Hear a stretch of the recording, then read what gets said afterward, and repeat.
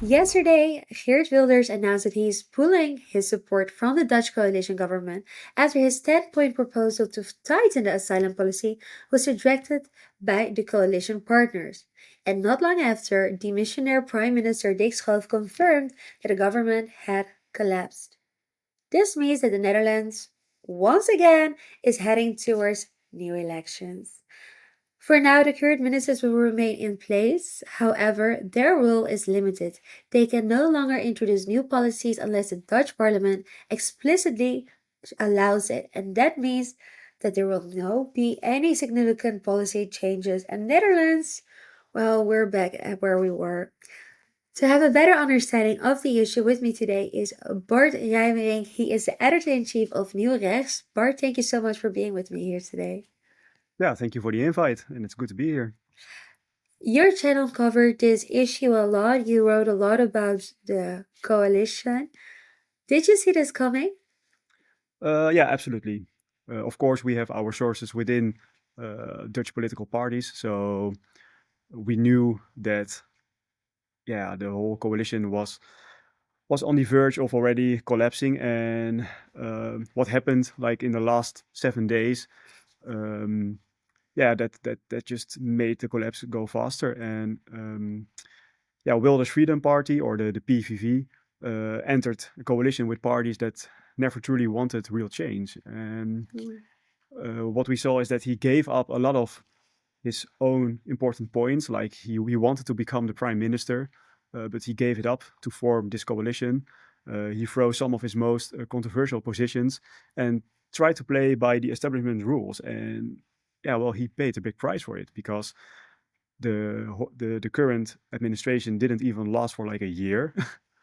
And we didn't get anything. We still have the biggest migration crisis ever in our history. We still have a big shortage in our house market. And yeah, well, we're still nowhere. So this wasn't like a real government. The legal system, the media, the advisory councils, and even the civil servants all resistant any attempt to tighten migration, and even blocked like new proposals for policy. And that's, yeah, so now it's finally over.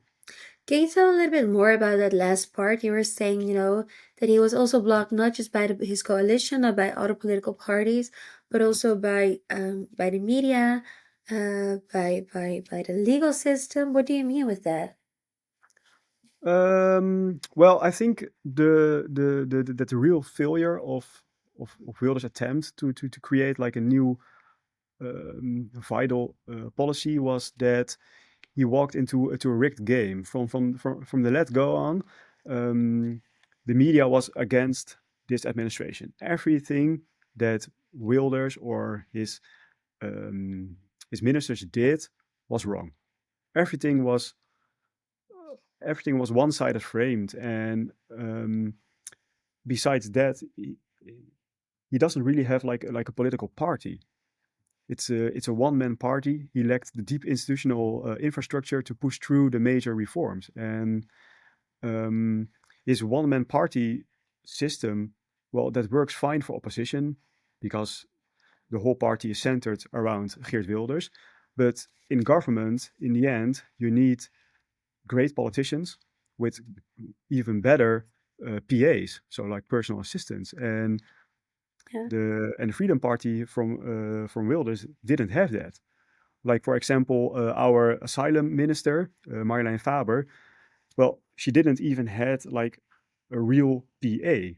So she had to do all the work by herself. Every day she got informed by bureaucrats with like special commissions and reports. And all the time she had to make like an ideologically based decision by herself. But in a normal, good functioning government, a minister brings his own team. For example, look at how Trump does it. How many advisors does he have? He even has like whole think tanks standing behind him that just offers him and proposes like policy reforms. But the PVV, so Wilders' party, doesn't have that. And meanwhile, the other coalition partners, like the Liberal Party, but also the Christian Democrat Party never embraced the demand for sovereignty and also like big reforms. They talk the talk, but they never really walked the walk. So when the immigration crisis continued, Wilders proposed, like last week, 10 tough but necessary steps. But the answer was no. And that was the breaking point, I think. Yeah, I was going to ask you, where did it go wrong? Because if you look at the history of this coalition, they've been having many challenges. I think some are even surprised they lasted this long. I mean, they started off for the fact that there was not even a real coalition agreement. There was no real agreement on which policies they would have, how much money it would cost. That's a very difficult start when there's not a solid base. Where exactly did it really went wrong, do you think? Um, yeah, I think that the biggest issue was that Wilders made a lot of compromises just to show the other parties, and then especially like the mainstream parties, that he is willing to make some sacrifices for the greater good. But at a certain point, he realized that it was just like a big trap. He was consolidated by the establishment and he couldn't maneuver out of it. So then he decided just to play the bully and just to push certain reforms. And that's when the whole thing just collapsed because the other parties, well, they said or they said towards the mainstream media, well, of course, we agree with certain points of Wilders' 10-point plan, but we also have to look at the at what the European Union wants or what we have already in play. And Wilders said, no, we just have to make some certain steps, and we have to start with tackling the migration crisis. If you look at it, he said no. If you don't agree on 8 of those points to reform and tighten up the asylum policies, we will get out of the coalition. Is this a strategical choice, or like what's your vision on that? Um, yeah, I think it's part of like a plan from Wilders because his party was drowning in the polls. He got like 37 seats during the election day, and 37 out of 150. So that's quite big for a Dutch political party because the second party only got 24, if I say correct. Yeah, 24, 25 seats. So that's like a big gap. Um, so now Wilders could like reframe his position within the Dutch politics. And now he can just say to the voter like I played the responsible statesman, and now he can frame himself as like the voice of the people. So I expect like a tough campaign again centered around immigration because let's face it, all crises we have started by like the mass migration. So if we don't fix that, what can we do else? Because the housing crisis, even like the decline of our welfare state in the Netherlands, our pension system, it's all collapsing because of the uncontrolled migration. Moving forward, how will this be for Wilders? Do you think he will have more public support? And if so, why? Well, that's like a really good question, but also a tough question because it all depends on how Wilders, but also on the other hand, like the mainstream media is going to frame it.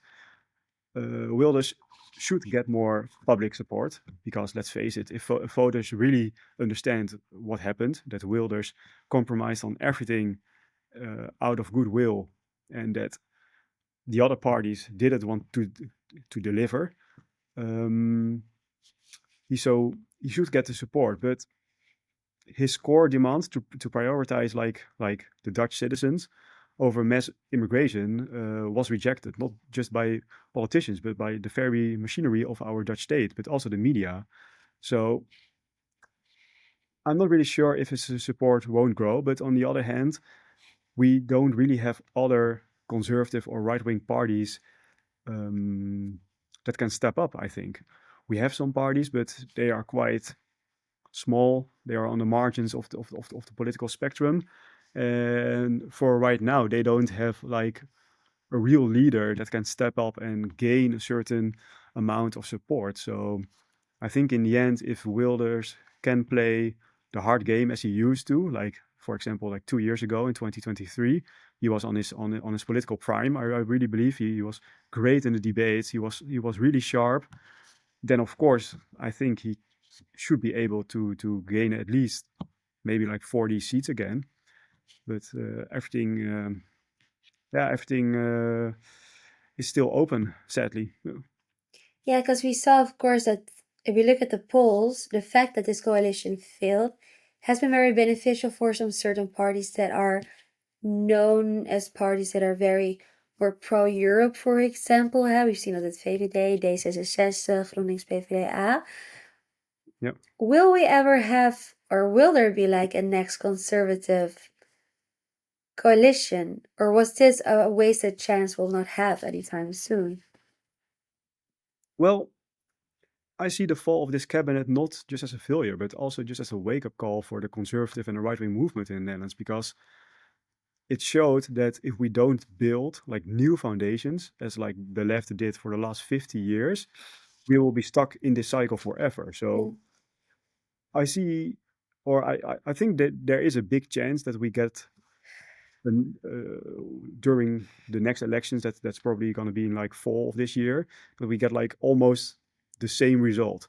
Maybe like a few shifts, because one of the party from the coalition, so that's called like New Social Contract. That's now standing on like 2 seats in the polls, and it currently has like 20 seats in parliament. So that party is just going to get demolished. Yeah. But I think in the end that Wilders' party will still be the biggest, but that they really need to wake up and start thinking about building a new structure, getting way more young talent into the party. And that young talent can be the future politicians, but also the PAs of the politicians and, for example, the new secretaries of state or the ministers. Thank you so much for helping us better understand the situation. We will make sure to keep you informed about the upcoming developments. And thank you so much for Bart once again. Yeah, thank you. Thank you for the invite.